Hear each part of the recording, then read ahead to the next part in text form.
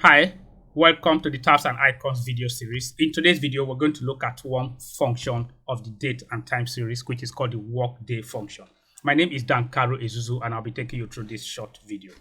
Now, the workday function is a very beautiful function that can be very relevant to people in the HR department, especially when you're computing vacation dates and annual leave days. Let's look at our illustration. We have illustration here having individuals whose leave have been approved for the month of November 2023. How many of them do we have? We have 20 of them granted leave for the month of November. Now, some have 23 days, this one have 28, these are working days. Now, we already know that you can add dates just like you add in numbers. But if this guy is starting his leave on the 23rd of November 2023 and he has 23 working days, we will know that just adding these figures arithmetically like this cannot be correct. It's not going to resume on the 16th of December because within this period is an assumed weekend, Saturday, Sunday, that's not going to work, and in which case you're not going to count those ones as his leave days. And also there might be some public holidays that will fall within the leave period, so you also have to take those public holidays into cognizance. So let's look at how we can use the workday to arrive at this, because most persons you see them working and they have a table calendar calculating the days and begin to key in the figures. Now with workday function, that's not necessary anymore. So let's look at the syntax. The workday function is a 3-argument function, 2 mandatory arguments and 1 optional argument. So we have workday, and then the first argument, which is a mandatory argument, is the start date, which is the vacation start date in this case. The next one is the days, number of days, and then the optional argument is public holidays, assuming there are no public holidays. So we're going to look at how those syntaxes work. Now, let's try to understand what the workday is doing. It's going to add 23 working days to the start date. Now, you observe that if you do that, you will be wrong, because it means if it's starting on this day, you're adding additional 23 days, that makes it 24. So we're going to make some slight adjustment to net off 1 day. So what we're actually going to add for 23 working days is 22 days plus the start date. So I'm going to say equal to workday.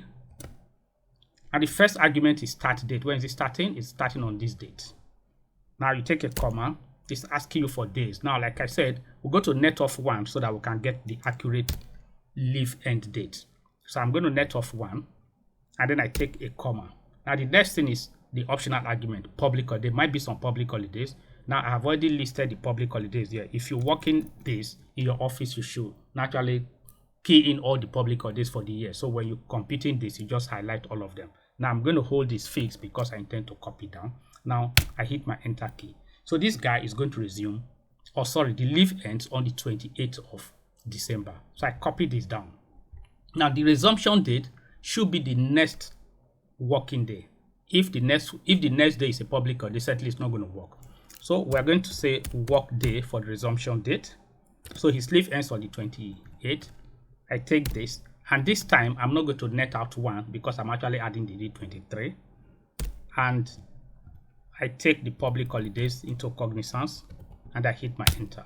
So you can see the leave ends on the 28th and is resuming on the 29th. So I copy down. Now let's look at what's happening now. Let's look at this guy number 4, Inuasi. His leave ends on the 28th. Now we will assume that he should resume work on the 29th of November, but our computation is showing that he's resuming on the 30th. So what's happening to 29th? Let's look at our public holidays. 29th is a public holiday, which means his leaves end this day. The next day is a public holiday, so we'll be home and he'll be resuming on the 30th. Now let's look at another guy. Look at number 6, Ezioma. His leave or her leave, okay, I don't know whether it's a guy or a lady. The leave ends on the 1st, but we are told it's resuming on the 4th. So what could be happening? Probably 2nd and 3rd are weekend. Now let's try to verify that. I have a calendar I have designed, a dynamic calendar. I'm sure one of my videos I'm going to teach how to create a dynamic calendar. Now let's look at the guys. This is December 2023. So let's go to 2023. I'll go down 2023 and then the month of December.